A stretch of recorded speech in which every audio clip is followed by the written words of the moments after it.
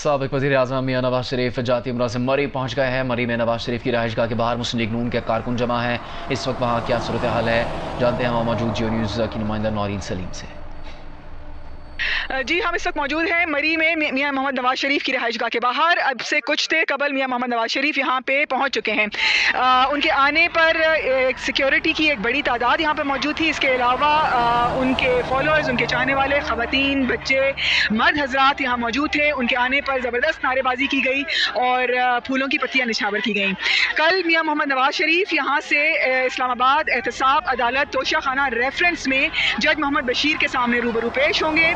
इससे पहले तोशा खाना रेफरेंस में अदम पेशी की बिना पर उनको मफरूर करार दिया गया था, इश्तिहारी करार दिया गया था, लेकिन पाकिस्तान वापस आने पर उनको ये वारंट गिरफ्तारी जो उनके जारी किए गए थे 24 अक्टूबर तक के लिए मुअत्तल कर दिए गए थे।